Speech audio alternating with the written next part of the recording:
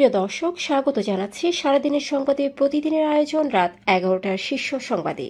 সারা বিশ্বের গুরুত্বপূর্ণ সব সংবাদের শিরোনাম জেনে নিন শুরুতেই। শর্তহীন যুদ্ধবিরতিতে রাজি থাইল্যান্ড ও কম্বোডিয়া। কাশ্মীরে হামলায় পাকিস্তান জড়িত থাকার প্রমাণ নেই বললেন ভারতের সাবেক স্বরাষ্ট্রমন্ত্রী। পুলিশের 4 ডিআইজিকে বাধ্যতামূলক অবসরে পাঠাল সরকার। ওয়াক আউটের পর ফের ঐকমত্য কমিশনের বৈঠকে বিএনপি।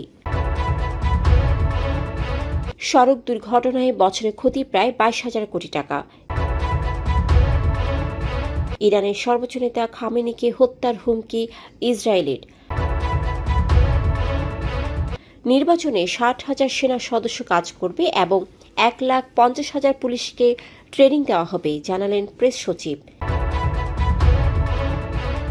জুলাই অভ্যুত্থানে যুক্তরাষ্ট্র যুক্ত ছিল না, জানালেন সাবেক মার্কিন কূটনীতিক। ফের বেইমানি করল ইসরায়েল, হামলায় বিরতির ঘোষণা দিয়েও 63 ফিলিস্তিনিকে হত্যা।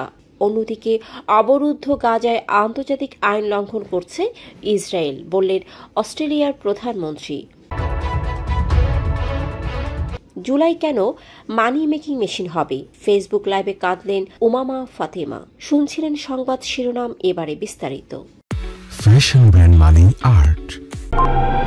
মালয়েশিয়ার প্রধানমন্ত্রী আনোয়ার ইব্রাহিম জানিয়েছেন, থাইল্যান্ড ও কম্বোডিয়া সীমান্ত সংঘর্ষ নিরসনে 28 জুলাই মধ্যরাত থেকে তাৎক্ষণিক ও শর্তহীন যুদ্ধবিরতিতে সম্মত হয়েছে। পুত্রজাজায় আনোয়ারের বাসভবনে থাইল্যান্ডের ভারপ্রাপ্ত প্রধানমন্ত্রী ফুমথাম ওয়ে চা আচাই ও কম্বোডিয়ার প্রধানমন্ত্রী হুন মানিতের সঙ্গে বৈঠকে এই সিদ্ধান্ত হয়। আনোয়ার একে শান্তি নিরাপত্তা পুনঃপ্রতিষ্ঠার গুরুত্বপূর্ণ পদক্ষেপ বলে উল্লেখ করেন।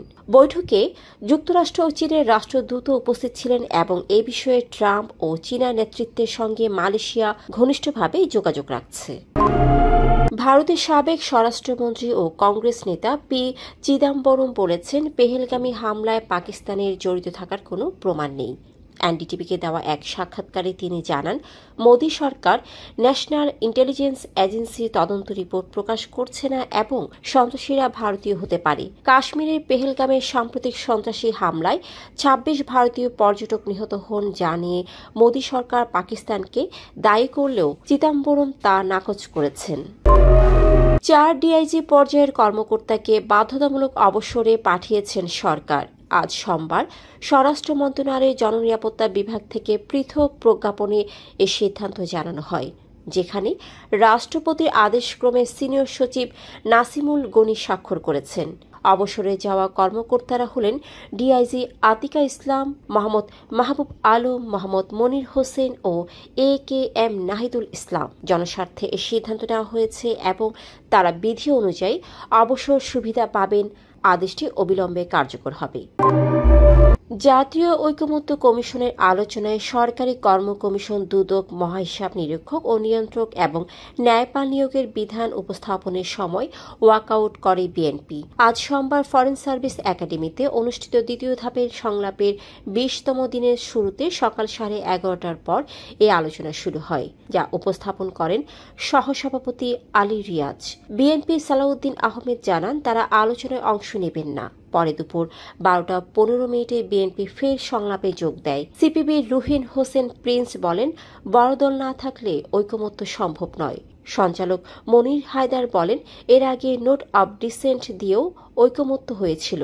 বৈঠকে বিএনপি, জামায়াত, এনসিপি সহ বিভিন্ন দলের নেতারা উপস্থিত ছিলেন। আলোচনায় সংসদের নারী প্রতিনিধিত্ব অন্তর্ভুক্ত ছিল। সড়ক দুর্ঘটনার কারণে প্রতি বছর বাংলাদেশের জিডিপি 1.5 থেকে 2.5% ক্ষতি হচ্ছে, যা টাকার অঙ্কে প্রায় 22,000 কোটি টাকা এবং সম্পদ সহ অন্যান্য ক্ষতি মিলিয়ে তা 83,000 কোটি ছাড়িয়ে যেতে পারে বলে মনে করেন বিশেষজ্ঞরা। বিআরটিএ ও রোড সেফটি ফাউন্ডেশনের তথ্য অনুযায়ী 2024 সালে সড়কে নিহত হন 7,294 জন। তবে বিশ্ব স্বাস্থ্য সংস্থার 2023 সালের হিসেবে সড়কে প্রাণ হারিয়েছেন 32,000 মানুষ, যাদের 80% ছিলেন 18 থেকে 65 বছর বয়সী। গ্লোবাল রোড সেফটি অ্যাডভোকেসির তাইফুর রহমান বলেন, দায়সারা পদক্ষেপ নয়, দুর্ঘটনা কমাতে চায় কার্যকর আইন ও কাঠামো। কারণ সড়ক দুর্ঘটনায় প্রাণহানির 92% ঘটে স্বল্পোন্নত বা অনুন্নত দেশে, ফলে বাংলাদেশের ঝুঁকিও অত্যন্ত বেশি। ইরানের সর্বোচ্চ নেতা আয়াতুল্লাহ আলী খামেনিকে সরাসরি হত্যার হুমকি দিয়েছেন ইসরায়েলের প্রতিরক্ষা মন্ত্রী ইসরায়েল কাটোজ। রোববার রামুন বিমান ঘাঁটিতে সেনা কর্মকর্তাদের সঙ্গে সাক্ষাতে তিনি বলেন, ইসরায়েলকে হুমকি দিলে এবার খামেনিকেও লক্ষ্যবস্তু করা হবে। এই হুমকির পর ইরানের পক্ষ থেকে এখনও কোনো আনুষ্ঠানিক প্রতিক্রিয়া আসেনি। 13 জুন ইসরায়েলের হামলার মাধ্যমে দুই দেশের সরাসরি সংঘাত শুরু হয়। পাল্টা জবাবে ইরানও ক্ষেপণাস্ত্র ও ড্রোন হামলা চালায়। যুক্তরাষ্ট্র ইরানের 3টি পারমাণবিক স্থাপনায় হামলা চালায়। টানা 12 দিন সংঘাতের পর 24 জুন মার্কিন মধ্যস্থতায় যুদ্ধবিরতি কার্যকর হলেও উত্তেজনা বেড়েই চলেছে। বিশ্লেষকদের মতে এবার সামরিক নয়, ইরানের শীর্ষ নেতার বিরুদ্ধে সরাসরি প্রাণনাশের হুমকিতে পরিস্থিতি নতুন মাত্রায় পৌঁছেছে। উত্তেজনার পেছনে ইরানের পারমাণবিক কর্মসূচি ও ইসরায়েল বিরোধী গোষ্ঠীগুলোর প্রতি তেহরানের সমর্থন বড় কারণ। আসন্ন ত্রয়োদশ জাতীয় সংসদ নির্বাচনে 60,000 সেনা সদস্য কাজ করবেন বলে জানিয়েছেন প্রধান উপদেষ্টার প্রেস সচিব শফিকুল আলম। সোমবার ফরেন সার্ভিস একাডেমিতে নির্বাচনী প্রস্তুতি নিয়ে প্রধান উপদেষ্টার নেতৃত্বে দ্বিতীয় বৈঠক শেষে তিনি সাংবাদিকদের এসব জানান। তিনি বলেন, আইন শৃঙ্খলা পরিস্থিতি রিভিউ করা হয়েছে, আর মিস ইনফরমেশন ঠেকাতে ন্যাশনাল ইনফরমেশন সেন্টার গঠনের পরিকল্পনা নেওয়া হয়েছে। প্রেস সচিব জানান, সেপ্টেম্বর-নভেম্বর মাসে নির্বাচন উপলক্ষে 1.5 লাখ পুলিশ সদস্যকে প্রশিক্ষণ দেওয়া হবে। সামনে নির্বাচন ঘিরে মিথ্যা তথ্য আরও বাড়তে পারে, তাই তা দ্রুত শনাক্ত ও মোকাবেলায় প্রস্তুতি চলছে। সাবেক মার্কিন কূটনীতিক জন ডেনিল লুইস বলেছেন, জুলাই গণঅভ্যুত্থানে যুক্তরাষ্ট্রের ভূমিকার অভিযোগ একটি মিথ, কারণ কোনো প্রমাণ এখনো উপস্থাপন করা হয়নি। সোমবার নর্থ সাউথ ইউনিভার্সিটিতে অনুষ্ঠিত যুক্তরাষ্ট্র বাংলাদেশ সম্পর্কের প্রেক্ষিতে জুলাই বিপ্লবের তাৎপর্য পেছন ফিরে দেখা, সামনে এগিয়ে চলা শীর্ষক সেমিনারে তিনি মন্তব্য করেন। সেমিনারটির আয়োজন করে NSEU south Asian institute of policy and governance. 21 মাসেরও বেশি সময় ধরে ইসরায়েলের আগ্রাসনের শিকার গাজাবাসী। হামাস উৎখাত ও জিম্মি উদ্ধারের নামে ইসরায়েলি বাহিনী নির্বিচারে হামলায় প্রতিদিনই বাড়ছে লাশের মিছিল। আকাশ স্থল হামলার পাশাপাশি দুর্ভিক্ষে গাজা এখন নরকে পরিণত হয়েছে। সম্প্রতি গাজায় মানবিক সহায়তা পৌঁছাতে ইসরায়েল প্রতিদিন 10 ঘণ্টার মানবিক বিরতির ঘোষণা দিলেও তা কার্যকরের মধ্যেই হামলায় 63 জন নিহত হয় বলে জানায় আল জাজিরা। এদিকে গাজায় ত্রাণ আটকে দিয়ে ইসরায়েল আন্তর্জাতিক আইন লঙ্ঘন করছে বলে মন্তব্য করেছেন অস্ট্রেলিয়ার প্রধানমন্ত্রী অ্যান্থনি আলবানিজ। বার্তা সংস্থা আনাদুলু জানায়, এবিসিকে দেওয়া এক সাক্ষাৎকারে তিনি বলেন, গাজা ধ্বংসযোগ্য, অমার্জনীয় এবং খাদ্য সরবরাহ বন্ধ করা যুদ্ধের নিয়ম ভঙ্গের স্পষ্ট উদাহরণ। জুলাই কেন মানি মেকিং মেশিন হবে? আনফরচুনেটলি সেটি হয়েছে, এ প্রশ্ন তুলেছেন বৈষম্য বিরোধী ছাত্র আন্দোলনের সাবেক মুখপাত্র ও সমন্বয়ক ওমামা ফাতেমা।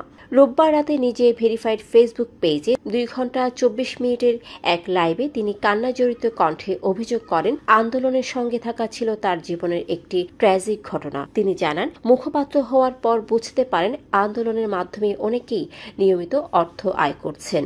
সমন্বয়কদের ভূমিকা নিয়ে বলেন, 5 আগস্টের পর বিভিন্ন কর্মসূচিতে একেকজন একেক জায়গা দখল করে, কেউ কেউ চাঁদাবাজি, টেন্ডার ও তদবির বাণিজ্যে জড়িয়ে পড়েন, এমনকি ডিসি নিয়োগেও প্রভাব খাটান।